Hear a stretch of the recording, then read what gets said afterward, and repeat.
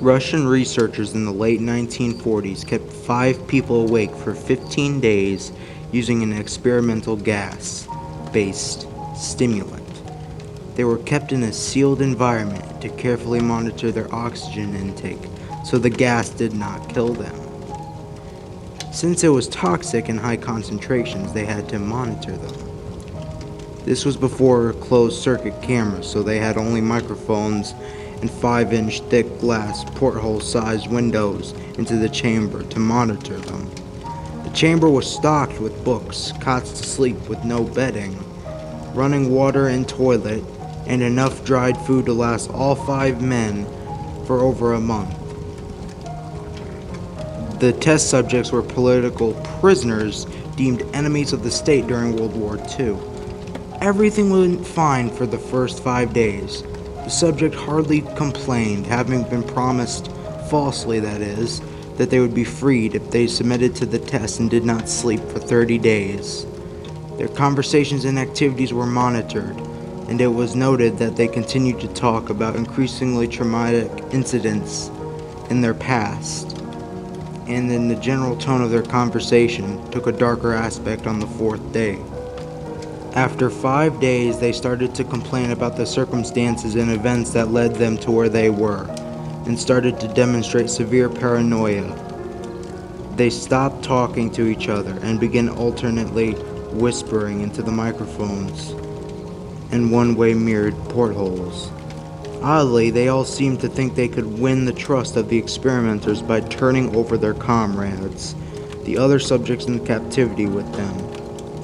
At first, the researchers suspected this was an effect of the gas itself. After 9 days, the first of them started screaming. He ran the length of the chamber repeatedly, yelling at the top of his lungs for 3 hours straight. He had continued attempting to scream, but was only able to produce occasional squeaks. The researchers postulated that he had physically torn his vocal cords.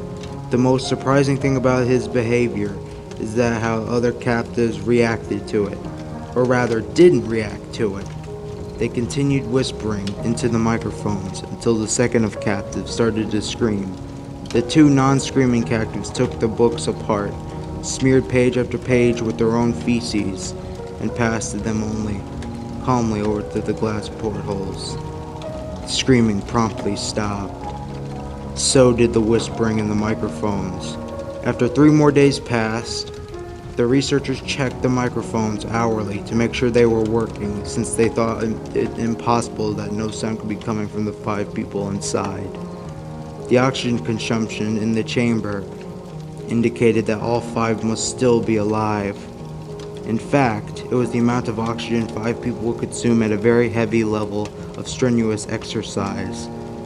On the morning of the 14th day, researchers did something they said they would not do to get a reaction from the captives.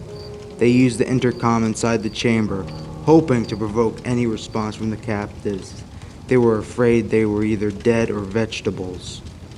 The researchers announced, "We are opening the chamber to test the microphones. Step away from the door and lie flat on the floor, or you will be shot. Compliance will earn one of you your immediate freedom." To their surprise, they heard a single phrase in a calm voice respond, "We no longer want to be freed." Debate broke out among the researchers and the military forces funding the research. Unable to provoke any more response using the intercom, it was finally decided to open the chamber at midnight on the 15th day. The chamber was flushed of the stimulant gas and filled with fresh air immediately. Voices from the microphone began to object. 3 different voices began begging, as if pleading for the life of loved ones, to turn the gas back on. The chamber was opened, and soldiers sent in to retrieve the test subjects. They began to scream louder than ever. So did the soldiers when they saw what was inside. 4 of the 5 subjects were still alive, although no one rightly called the state of them in life. The food rations past day 5 had not been so much as touched. There were chunks of meat, from the dead test subject's thighs and chest stuffed into the drain in the center of the chamber, blocking the drain and allowing 4 inches of water to accumulate on the floor. Precisely how much of the water on the floor was actually blood was never determined. All 4 surviving test subjects also had large portions of muscle and skin torn away from their bodies. The destruction of flesh and exposed bone on their fingertips indicated that the wounds were inflicted by hand, not with teeth as the researchers initially thought. Closer examination of the position of the angles of the wounds indicated that most, if not all of them, were self-inflicted. The abdominal organs below the rib cage of all 4 test subjects had been removed, while the heart, lungs, and diaphragm remained in place. The skin and most of the muscles attached to the ribs had been ripped off, exposing the lungs through the rib cage. All the blood vessels and organs remained intact. They had just been taken out and laid on the floor. Fanning out around the eviscerated but still living bodies of the subjects, the digestive tract of all 4 could be seen to be working, digesting food. It quickly became apparent that what they were digesting was their own flesh that they had ripped off and eaten over the course of days. Most of the soldiers were Russian special operatives at the facility, but still many refused to return to the chamber to remove the test subjects. They continued to scream to be left in the chamber and alternately begged and demanded the gas be turned on lest they fall asleep. To everyone's surprise, the test subjects put up a fierce fight in the process of being removed from the chamber. One of the Russian soldiers died from having his throat ripped out. Another was gravely injured by having his testicles ripped off and an artery in his leg severed by one of the subject's teeth. Another 5 of the soldiers lost their lives, if you count ones that committed suicide in the weeks following the incident. In the struggle, one of the 4 living subjects had his spleen ruptured and he bled out almost immediately. The medical researchers attempted to sedate him, but this proved impossible. He was injected with more than 10 times the human dose of morphine, derivative, and still fought like a cornered animal, breaking the ribs and arm of one doctor. When heart was seen to beat for a full 2 minutes after he had bled out to the point there was more air in his vascular system than blood. Even after it stopped, he continued to scream and flail for another 3 minutes, struggling to attack everyone and anyone in reach, and just repeating the word more, over and over, weaker and weaker until he finally fell silent. The surviving 3 test subjects were heavily restrained and moved to a medical facility. The two with intact vocal cords continuously begging for the gas, demanding to be kept awake. The most injured of the 3 was taken to the only surgical operating room that the facility had. In the process of preparing the subject to have his organs placed back within his body, it was found that he was effectively immune to the sedative they had given him to prepare him for the surgery. He fought furiously against his restraints.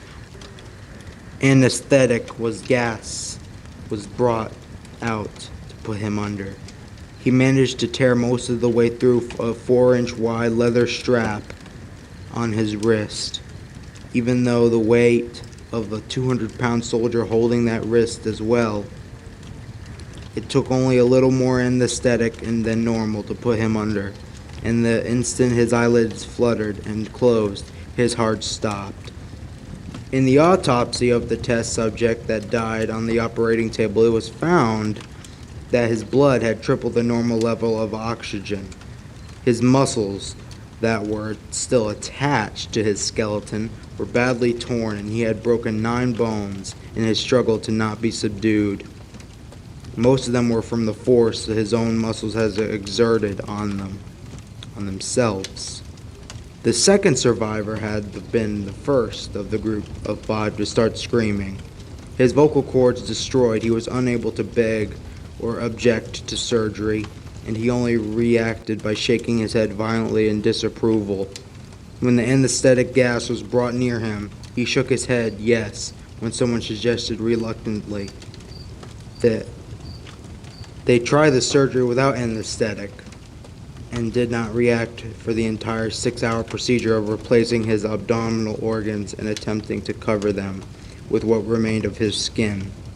The surgeon presiding stated repeatedly that it should be medically impossible for the patient to still be alive. One terrified nurse assisting the surgery stated that she had seen the patient's mouth curl even to a smile several times whenever his eyes met hers.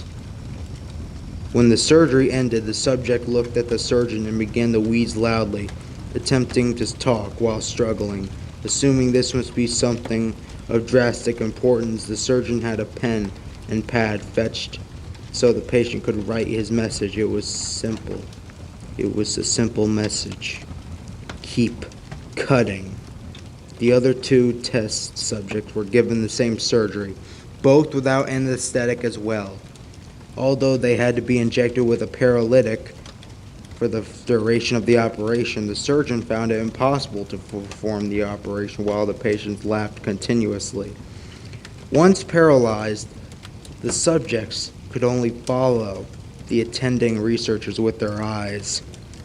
The paralytic cleared their system in an abnormally short period of time, and they were soon trying to escape their bonds. The moment they could speak, they were again asking for the stimulant gas. The researchers tried asking why they had injured themselves, and why they had ripped out their own guts, and why they wanted to be given the gas again. Only one response was given: "I must remain awake." All 3 subjects' restraints were reinforced when they were placed back into the chamber awaiting determination as to what should be done with them. The researchers, facing the wrath of their military benefactors for having failed the stated goals of their project, considered euthanizing the surviving subjects. The commanding officer and ex-KGB instead saw potential and wanted to see what would happen if they were put back on the gas. The researchers strongly objected but were overruled. The preparation for being sealed in the chamber again. The subjects were connected to an EEG monitor and had their restraints padded for long-term confinement. To everyone's surprise, all 3 stopped struggling. All 3 of them stopped struggling the moment it was let slip that they were going back on the gas. It was obvious that at this point, they were putting up a straight struggle to stay awake. One of the subjects that could speak was humming loudly and continuously. The mute subject was straining his legs against the leather bonds with all of his might. First left, then right, then left again, for something to focus on. The remaining subject was holding his head off the pillow and blinking rapidly. Having been the first to be wired for EEG, most of the researchers were monitoring his brain waves in surprise. They were normal most of the time, but sometimes flatlined inexplicably. It was looked at as if he were repeatedly suffering from brain death before returning to normal. As they focused on paper scrolling out of the brainwave monitor, only one nurse saw his eyes slip shut at the same moment his head hit the pillow. His brainwaves immediately changed to that of deep sleep, then flatlined for the last time as his heart simultaneously stopped. The only remaining subject that could speak started screaming to be sealed in now. His brainwaves showed the same flat lines as one who just died from falling asleep. The commander gave the order to seal the chamber with both subjects inside, as well as 3 researchers. One of the named 3 immediately drew his gun and shot the commander point blank between the eyes, and then turned the gun on the mute subject and blew his brains out as well.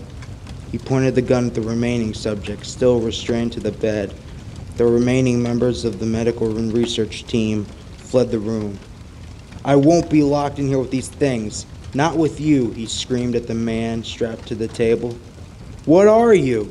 What are you?" he demanded. "I must know."